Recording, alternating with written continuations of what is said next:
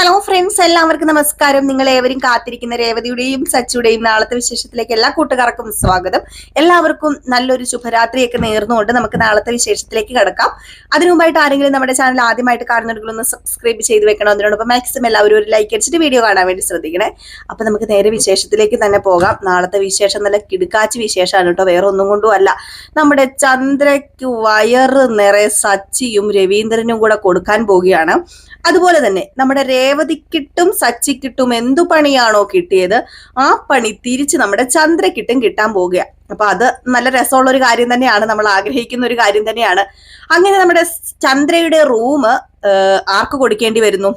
വർഷയ്ക്കും ശ്രീകാന്തിനും വേണ്ടി ഒഴിഞ്ഞു കൊടുക്കേണ്ടി വരുന്ന ഒരു അവസ്ഥ. ഏതായാലും നമുക്ക് എപ്പിസോഡിലേക്ക് കടക്കാം അല്ലെ. അപ്പൊ ഏതായാലും നാളെ തുടങ്ങുമ്പോൾ തന്നെ കാണിക്കും നമ്മുടെ രേവതി വീണ്ടും സച്ചിനെ വിളിക്കുകയാണ്.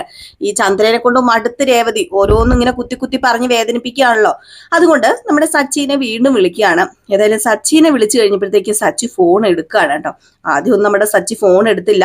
ഇത് വേറെ ഒന്നിനും അല്ല വിളിക്കുന്നത്, താക്കോലിന് വേണ്ടി തന്നെയാ വിളിക്കുന്നത്. അതുകൊണ്ട് എനിക്കൊന്നും വയ്യ ഫോൺ എടുക്കാനെന്നൊക്കെ പറഞ്ഞിട്ട് എന്ത് ചെയ്തു, നമ്മുടെ സച്ചി മഹേഷൊക്കെ പറഞ്ഞതല്ലേ, മഹേഷും കുറേ തവണ പറഞ്ഞു, സച്ചിയുടെ കൂട്ടുകാരൻ അങ്ങനെ എന്താണെന്ന് അറിയാൻ വേണ്ടി ഫോൺ എടുക്കും. അതിനിടയിൽ പറഞ്ഞു, എടാ സച്ചി, നിന്റെ അച്ഛന് വയ്യാണ്ടൊക്കെ ഇരിക്കുന്ന, നീ ഇങ്ങനെ വിളിച്ചിട്ട് ഫോൺ എടുക്കാതിരുന്ന് കഴിഞ്ഞിട്ടുണ്ടെങ്കിൽ എങ്ങനെയാടാ ശരിയാവുന്നതെന്ന് ചോദിച്ചപ്പം ശരിയാണല്ലോ, അച്ഛന് വയ്യാണ്ടിരിക്കുന്നതല്ലേ, ഇനി വലിയ അത്യാവശ്യമാണോ എന്നൊന്നും അറിയില്ലല്ലോ എന്ന് ഓർത്തെങ്കിൽ പിന്നെ എടുത്തേക്കാന്ന് ഓർത്ത് നമ്മുടെ സച്ചി ഫോണൊന്ന് എടുത്തുപോയി. എടുത്തതും നിങ്ങൾ എവിടെയാന്ന് ചോദിച്ചു. കുറെ നേരമല്ലോ ഞാൻ വിളിക്കാൻ തുടങ്ങിയിട്ട്. ആർക്കാണെങ്കിലും ദേഷ്യം വരുമല്ലോ, നമ്മളും ഭാര്യമാരാണ്, നമുക്കും ദേഷ്യം വരുമല്ലോ. അപ്പം നിങ്ങൾ എവിടെ പോയി കിടക്കും, നിങ്ങൾ കുറെ നേരം ആയല്ലോ ഞാൻ വിളിക്കാൻ തുടങ്ങി, നിങ്ങൾക്ക് എന്താ ഫോൺ എടുത്താലും നിങ്ങളുടെ കൈ അങ്ങോട്ട് പൊങ്ങത്തില്ലേ ഫോൺ എടുക്കാനെന്നൊക്കെ ചോദിച്ചപ്പോഴത്തേക്ക് എന്താ രേവതി അവിടെ പ്രശ്നം എന്ന് ചോദിച്ചു. ഇവിടെ പ്രശ്നം എന്താണെന്ന് ഇങ്ങോട്ട് വന്നിട്ട് പറയാം, ദയവ് ചെയ്ത് നിങ്ങൾ ഇപ്പൊ തന്നെ ഇങ്ങോട്ടേക്ക് വരണം. ഞാനൊരു കാര്യം പറഞ്ഞേക്കാം, വരാതിരുന്ന് കഴിഞ്ഞാലേ നിങ്ങൾ വരുമ്പോ ഞാൻ ഇവിടെ കാണത്തില്ലെന്ന് പറഞ്ഞു. എന്താ രേവതി, അല്ല നിനക്ക് അവിടെ എന്തെങ്കിലും പ്രശ്നമുണ്ടോ, നീ വീട്ടിലേക്ക് പൊക്കോ, നിന്റെ വീട്ടിലേക്ക് പോക്കോ, ഞാൻ വൈകിട്ട് അങ്ങോട്ട് വന്നേക്കാം. ദേ എന്റെ പൊന്നു സച്ചേട്ടൻ ഇങ്ങോട്ട് വരുന്നുണ്ടോ എന്ന്. ഇപ്പം വീട്ടിൽ പോകുന്ന കാര്യമൊന്നും അല്ല, എനിക്കിപ്പൊ സച്ചേട്ടനെ കാണണം, സച്ചേട്ടൻ ഇപ്പൊ വന്നേ പറ്റൂ, ഞാൻ പറഞ്ഞു ഇപ്പൊ തന്നെ സച്ചേട്ടൻ വരണം, അത്രയും പ്രശ്നങ്ങളാണ് ഇവിടെ എന്ന് പറഞ്ഞപ്പോഴത്തേക്കും ശരി വെക്ക് ഞാൻ വരാം, എനിക്കൊരു ഓട്ടം ഉണ്ടായിരുന്നു, ഇനി ഏതായാലും ഞാൻ മഹേഷിനെ ഏൽപ്പിച്ചിട്ട് വരാന്ന് പറഞ്ഞു. മഹേഷ് ചോദിച്ചു എന്താന്ന് ചോദിച്ചപ്പം എന്ത് ചെയ്യാനാ, വീട്ടിലിങ്ങനെ സൗകര്യം തരാത്ത കുറെ എണ്ണം ഉണ്ടെങ്കിലേ മനുഷ്യന്റെ സമാധാനം പോവും. ഇപ്പൊ ഓട്ടം പോയി, സമാധാനം പോയി, എല്ലാം പോയി. ഒരു കാര്യം ചെയ്യാം, നീ ഒന്ന് സെറ്റാക്കിയരെ, ഞാൻ ഒന്ന് പോയേക്കുക എന്നും പറഞ്ഞുകൊണ്ട് നമ്മുടെ സച്ചി നേരെ പോവുകയാണ്. ഏതായാലും സച്ചി നേരെ ചെന്ന് കയറി, വണ്ടിയൊക്കെ കൊണ്ടുപോയി നിർത്തി ചെന്ന് കയറി. രേവതി എന്ന് വിളിച്ചോണ്ടാ ചെല്ലുന്നത്. അപ്പൊ ചന്ദ്ര അവിടെ കാലുമേ കാലൊക്കെ കയറ്റി വെച്ച് ഇരിപ്പുണ്ട്. അപ്പൊ ചന്ദ്രയുടെ നോട്ടവും ചന്ദ്രയുടെ ഇരിപ്പും ഒക്കെ കണ്ടപ്പോ അത്രയ്ക്ക് പന്തികേടല്ല എന്ന് നമ്മുടെ സച്ചിക്കും മനസ്സിലായി. സച്ചിയാണെങ്കിൽ ഒന്നും ചോദിച്ചില്ല ചന്ദ്രമതിയോട്, രേവതി എന്ന് പറഞ്ഞു. വിളിച്ചു കഴിഞ്ഞപ്പോഴത്തേക്കും സച്ചേട്ടൻ വന്നോ എന്നും കയറി വരാൻ പറഞ്ഞപ്പോ നിനക്ക് എന്തിന്റെ സൂക്കേടാ, നീ എന്തിനാ എന്നെ ഇങ്ങോട്ട് വിളിച്ചു വരുത്തിയത്, ആര് പറഞ്ഞിട്ട് എന്നെ ഇങ്ങോട്ട് വിളിച്ചു വരുത്തിയത്, എന്താ വേണ്ടത് നിനക്ക് എന്ന് ചോദിച്ചപ്പം അത് പിന്നെ സച്ചേട്ടാ, ഞാൻ രാവിലെ ഇവിടുന്നേ പോയിട്ട് ഒത്തിരി നേരമൊന്നും ആയില്ലല്ലോ, പിന്നെ എന്തിനാ ഈ കുണുകുണാ വിളിച്ചുകൊണ്ടിരിക്കുന്നത്. അത് പിന്നെ സച്ചേട്ടൻ ആ താക്കോൽ അങ്ങോട്ട് കൊടുക്കാൻ പറഞ്ഞു. ഏത് താക്കോല്? നമ്മുടെ റൂമിന്റെ താക്കോലോ? പിന്നെ അത് കൊടുക്കാനല്ലല്ലോ രേവതി അത് കൂട്ടിയെടുത്തോണ്ട് ഞാൻ ഇവിടുന്ന് പോയത്. സച്ചേട്ടൻ ഞാൻ താക്കോല് കൊടുക്കാനാ പറഞ്ഞത്. അല്ല നിന്നെ ആരാ എന്താ പറഞ്ഞത്, സത്യം പറഞ്ഞു, നിന്റെ മുഖമൊക്കെ എല്ലാം എന്ത് പറ്റി, നീ മുഖമൊക്കെ വരണ്ട് ഇരിക്കുകയാണല്ലോ, എന്താ പറ്റിയത്, എന്താ നീ കരഞ്ഞോ? സച്ചേട്ടൻ ആ താക്കോല് കൊടുക്കാനാ പറഞ്ഞത്. താക്കോലൊക്കെ ഞാൻ കൊടുക്കാം, നിനക്ക് എന്താ പറ്റിയത്, നിന്നോട് ആരാ എന്താ പറഞ്ഞത്, അല്ല നിന്നോട് ശ്രുതി എന്തെങ്കിലും പറഞ്ഞോ? അയ്യോ സച്ചി, ഞാൻ എന്ത് പറയാനാ, ഞാൻ രേവതിയോടൊന്നും പറഞ്ഞില്ല. അല്ല പിന്നെ ശ്രുതി എന്തെങ്കിലും പറഞ്ഞോ?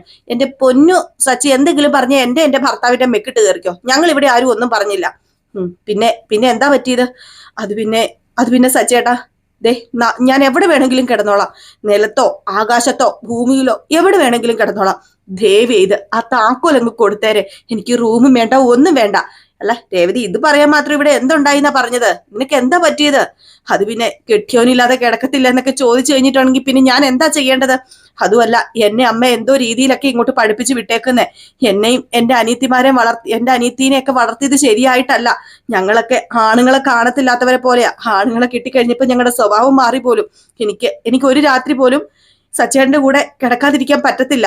അതുപോലെ ഞാൻ സച്ചേട്ടനെ മയക്കി എടുത്തെന്ന് ഇതൊക്കെ ഞാൻ കേൾക്കേണ്ട കാര്യമുണ്ടോന്ന് ചോദിച്ചപ്പോഴത്തേക്കും നമ്മുടെ സച്ചി പറഞ്ഞു, നിർത്ത്, കൂടുതലൊന്നും നീ ഇങ്ങോട്ട് പറയണ്ട, എനിക്ക് മനസ്സിലായി എന്ന് പറഞ്ഞു.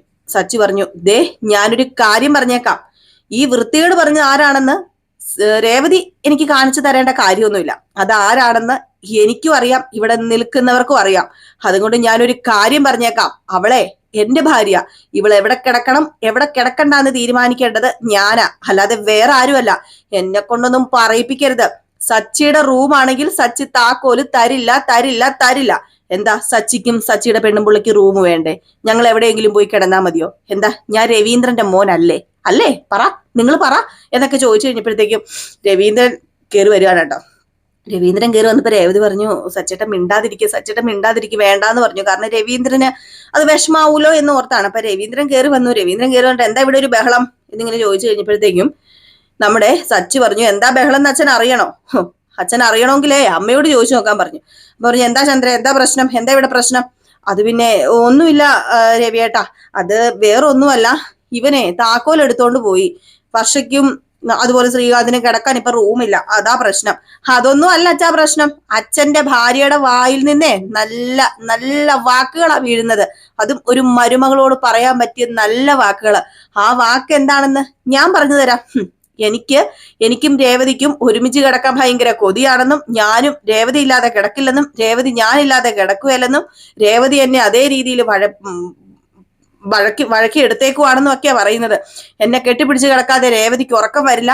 നാണമില്ലേടി നിനക്ക്? നിന്റെ വീട്ടിൽ നിന്ന് ഇതാണോടി നിന്നെ പഠിപ്പിച്ചു വിട്ടേക്കുന്നത് എന്നൊക്കെ ചോദിച്ച് ഇതുപോലെയൊക്കെ ഏതെങ്കിലും മരുമക്കളോട് അമ്മായിയമ്മമാര് ചോദിക്കുന്ന വാക്കുകളാണോ ഇത്? അല്ല, ആരെങ്കിലും ചോദിക്കുന്ന വാക്കുകളാണോ ഇത്? ഇതൊക്കെ അങ്ങേറ്റത്ത് വൃത്തികെട്ട വാക്കുകളാ. ദേ ഇപ്പം വന്നത് ഈ ചന്ദ്രമതിയില്ലേ, എന്റെ അമ്മയുടെ വായിൽ നിന്ന് തന്നെയാ. ഇതൊക്കെ കേട്ട് പാവം കരഞ്ഞു നിൽക്കുകയായിരുന്നു. അവൾ എന്ത് തെറ്റാ ചെയ്തത്? നേരം വെളുക്കുന്നതേ എണീക്കുന്നു, ഇവിടുത്തെ ജോലി മുഴുവൻ ചെയ്യുന്നു. അത് പോരാഞ്ഞിട്ട് അവളെ നിലത്തും കൂടെ കിടത്താനേ ഈ സച്ചി സമ്മതിക്കത്തില്ല. ഈ സച്ചിക്ക് വേണമെങ്കിൽ നിലത്ത് കിടക്കാം, സച്ചിക്ക് ഒരു കുഴപ്പമില്ല. പക്ഷേ ഇവളെ നിലത്ത് കിടത്താൻ ഞാൻ സമ്മതിക്കില്ല. അതുകൊണ്ട് തന്നെയാ ഞാന് ഒരു കാര്യം തീരുമാനിച്ചത്. ആ റൂം ഇനി വിട്ടു കൊടുക്കില്ല ആർക്കും. പുറത്തു പോയമാരല്ല അകത്ത് വന്നു കഴിഞ്ഞപ്പോഴത്തേക്ക് ഞാൻ പുറത്തു പോകണമെന്നാണ് പറയുന്നെങ്കിൽ സമ്മതിക്കില്ല എന്ന് പറഞ്ഞു. ഏതായാലും സച്ചി നീ മാറി നിൽക്കാൻ പറഞ്ഞു. നേരെ ചന്ദ്രയുടെ അടുത്തേക്ക് എന്നിട്ട് പറഞ്ഞു, നീ ഇങ്ങ് വരാൻ പറഞ്ഞു. ചന്ദ്രയുടെ കൈ പിടിച്ചുകൊണ്ട് റൂമിലേക്ക് അങ്ങ് പോയിട്ട്, എടി ചന്ദ്രേ, നിനക്ക് നാണം ഉണ്ടോടി? നീ ഒരു അമ്മയാണോടി? നീ ഒരു സ്ത്രീ ആണോടി? ഒരു സ്ത്രീയോട് ഒരു സ്ത്രീ ചോദിക്കാൻ പറ്റുന്ന കാര്യമാണോ നീ ചോദിച്ചത്? നീ ഒന്ന് ഓർത്തു നോക്കിക്കേ. എന്റെ അമ്മ നിന്റെ മുഖത്ത് നോക്കി ഈ കാര്യം ചോദിക്കുന്ന കാര്യം എന്റെ അമ്മ ചോദിക്കാതെ പോയി. എന്റെ അമ്മയൊക്കെ പെണ്ണാടി. നിന്നെ ഏത് വർഗത്തിലാടി ഞാൻ കൂട്ടുന്നത്? മനുഷ്യര് സ്വൈര്യക്കേടും നാടക്കേടും ഉണ്ടാക്കാൻ മാത്രമേ നിനക്കറിയത്തുള്ളൂ. ദേ ഒരു കാര്യം ഞാൻ പറഞ്ഞേക്കാം, ഇനി വെറുതെ ഇതുപോലുള്ള വഷളത്തരങ്ങളൊക്കെ പഠിച്ചോണ്ട് നീയേ ഓരോന്ന് രേവതിയോടോ അല്ലെങ്കിൽ ഏതെങ്കിലും മരുമക്കളോട് പറഞ്ഞെന്നറിഞ്ഞാല് നീ പോട്ടടി. രേവതി പാവപ്പെട്ട വീട്ടിലെ പെൺകുട്ടിയാന്ന് പറഞ്ഞല്ലേടി നീ ആ പെണ്ണിന്റെ മേത്ത് കയറുന്നത്? നീ അതുകൊണ്ടല്ലേടി നീ ഈ പറഞ്ഞ കാര്യം നീ ശ്രുതിയോട് പറയോ? എങ്കിൽ പിന്നെ നീ എന്തുകൊണ്ട് പറഞ്ഞില്ല? ശ്രുതിയോടും നിനക്ക് റൂം മാറി കിടക്കാൻ പറയത്തില്ലേ? അത് പിന്നെ അവൻ രാവിലെ മുതൽ വൈകിട്ട് വരെ ഷോറൂമിലൊക്കെ പോയിട്ട് നിർത്ത നിന്റെ ഷോറൂമിൽ പോക്കും നിന്റെ ബ്യൂട്ടി പാർലറിൽ പോക്കൊക്കെ നിർത്ത്. വേറ്റ് കൃത്യം കാണിക്കുന്നോടി വൃത്തികെട്ടവളെ. ഞാനൊരു കാര്യം പറയാൻ പോവാ. ഏതായാലും വർഷയ്ക്കും ശ്രീകാന്തിനും വരുമ്പോ റൂം വേണം. അതുപോലെ നിനക്ക്? അത് മതിയല്ലോ. എനിക്ക് ഇവിടെ രേവതിക്കും സച്ചിക്കും റൂമും കൊടുക്കണം. അതുപോലെ അത് മതിയല്ലോ. വർഷയ്ക്കും ശ്രീകാന്തിനും കിടക്കാൻ റൂം വേണം. ഒരു കാര്യം ചെയ്യാം, ഞാനൊരു കാര്യം തീരുമാനിക്കാൻ പോവാ. ഏതായാലും നീ ചെന്ന് എല്ലാവരെയും വിളിക്ക് എന്ന് പറഞ്ഞു. അപ്പൊ പറഞ്ഞു, ആരെ വിളിക്കാൻ? എന്ത് തീരുമാനമോ? ഇത് ഇവിടെ പറ. നീ ആദ്യം ചെന്ന് വിളിക്കാനാ പറഞ്ഞത്. അപ്പൊ നമ്മുടെ ചന്ദ്ര പതുക്കെ ചെന്ന്, അതെ ശ്രുതി എന്ന് വിളിച്ചപ്പം അവർ രണ്ടുപേരും എവിടെയുള്ളോ? വേറെ രണ്ടുപേരും കൂടെ ഉണ്ടല്ലോ, വിളിക്കട്ടെ രേവതിനെ. രേവതി ഇങ്ങ് വന്നേ എന്ന് പറഞ്ഞ് വിളിക്കുകയാണ്. അപ്പൊ ചോദിക്കുന്നുണ്ട് ചന്ദ്ര, എന്താ രവിയേട്ടാ, എന്താ പറ, കാര്യം എന്താ? അതൊക്കെ ഞാൻ പറയാം. അപ്പൊ അവര് വന്നു കഴിഞ്ഞപ്പോഴത്തേക്ക് സച്ചി ചോദിച്ചു, എന്താ ഇവിടെ കിടന്ന് കൂവുന്നത്? എന്താ അച്ഛാ വിളിച്ചതെന്ന് ചോദിച്ചപ്പം, അത് പിന്നെ എനിക്കൊരു കാര്യം പറയാനുണ്ട്. ഞാനൊരു കാര്യം പറയാൻ വേണ്ടിയാണ് വന്നത്, വേറെ ഒന്നുമല്ല. സച്ചി, നിനക്ക് നിന്റെ റൂം വേണം. അതുപോലെ നിനക്ക് രേവതിനെ റൂമിൽ കിടത്തണം. അതുപോലെ അതൊക്കെ ഓക്കെ. ശ്രീകാന്തിനും വർഷയ്ക്ക് റൂം വേണം. ഇവളതാണ് പറയുന്നത്, ശ്രീകാന്തിനും വർഷയ്ക്ക് റൂം വേണമെന്ന്. ഓക്കെ, അവർക്ക് റൂം കൊടുത്തേക്കാം. ഇപ്പൊ തൽക്കാലം ഇവിടെ വേറെ മൂന്നാമതൊരു റൂം ഇല്ലല്ലോ, നാലാമതൊരു റൂം ഇല്ലല്ലോ. അപ്പൊ പിന്നെ ഒരു കാര്യം ചെയ്യാം, ഞാന് ഇന്ന് ഇവിടെ കിടന്നോളാം. ഈ ഹോളിൽ പായിട്ട് ഞാൻ കിടന്നോളാം. ഞാനും ചന്ദ്രയും കിടന്നോളാം. നമ്മുടെ റൂം അങ്ങ് അവർക്ക് കൊടുക്കാം. അപ്പോഴത്തേക്കും ചന്ദ്ര എന്താ രവിയേട്ടാ പറയുന്നത്? നമ്മുടെ റൂമോ? അയ്യോ അതൊന്നും പറ്റൂല. അയ്യോ എനിക്ക് നടുവേദന, എനിക്ക് നിലത്ത് കിടന്ന് തണുപ്പടിക്കും. നിനക്ക് നടുവേദന, നിലത്ത് കിടന്നാ തണുപ്പടിക്കും. അപ്പൊ രേവതിക്ക് എന്താ തണുപ്പുമില്ല നടുവേദന ഒന്നുമില്ലേ? ഞാൻ ഒരു കാര്യം തീരുമാനിച്ചു കഴിഞ്ഞാൽ തീരുമാനിച്ചതാ, നിലത്തേ കിടക്കുന്നുള്ളൂ. നിലത്തല്ലാതെ ഒരു സ്ഥലത്തും കിടക്കുന്നില്ല. നിലത്ത് നിലത്ത് നിലത്ത്. ഏതായാലും ഒരു പായിട്ട് കിടന്നാൽ എനിക്ക് നല്ല ഉറക്കം വരും. അപ്പോഴത്തേക്ക് സച്ചു പറഞ്ഞു, അയ്യോ അച്ഛ വേണ്ട അച്ഛ, അത് വേണ്ട, അതിന്റെ ആവശ്യമൊന്നുമില്ല. അത് ശരിയാവില്ല. ഞാൻ സമ്മതിക്കില്ല. മരുന്ന് കഴിക്കുന്ന അച്ഛൻ, അതും അസുഖമായ അച്ഛൻ നിലത്ത് കിടക്കാനോ? ഞാൻ നിലത്ത് കിടന്ന് ഓർത്തോണ്ട് ഒരു കുഴപ്പമില്ല സച്ചി. ഞാൻ എടുത്ത തീരുമാനമാണ്, എന്റെ തീരുമാനത്തെയും എന്നെയും ബഹുമാനിക്കുന്ന നീ എന്റെ തീരുമാനത്തെ ബഹുമാനിക്കുകയും അനുസരിക്കുകയും ചെയ്യണം. എനിക്ക് അത് മാത്രമേ പറയാനുള്ളൂ പറഞ്ഞപ്പോഴത്തേക്കും നമ്മുടെ സച്ചിയും രേവതിയും ഒക്കെ ആവുന്ന തരത്തിൽ പറയാ, വേണ്ട വേണ്ട അച്ഛാ കിടക്കണ്ട, പ്ലീസ് അച്ഛാ, വേണ്ട അച്ഛാ, ഞാൻ നിലത്ത് കിടന്നോളാന്നൊക്കെ സച്ചി രേവതിയും പറഞ്ഞ് കാല് പിടിക്കുന്നുണ്ട്. സമ്മതിച്ചില്ല. നമ്മുടെ ചന്ദ്രയുടെ അഹങ്കാരം മാറണമെങ്കിൽ അതേ പറ്റൂ. എന്ത് ചെയ്തു? നമ്മുടെ രവീന്ദ്രൻ റൂമിൽ പോയി പായ എടുത്തോണ്ട് വരുന്നു, തലകണ എടുത്തോണ്ട് വരുന്നു. 2 പായും 2 തലകണ എടുത്തോണ്ട് വന്ന് അവിടെ അങ്ങ് ഇട്ടു. അവിടെ അങ്ങ് തലകണയും വെച്ചിട്ട്, ചന്ദ്ര നിനക്ക് ഇപ്പൊ കിടക്കണോ? കിടന്നോ ഇവിടെ?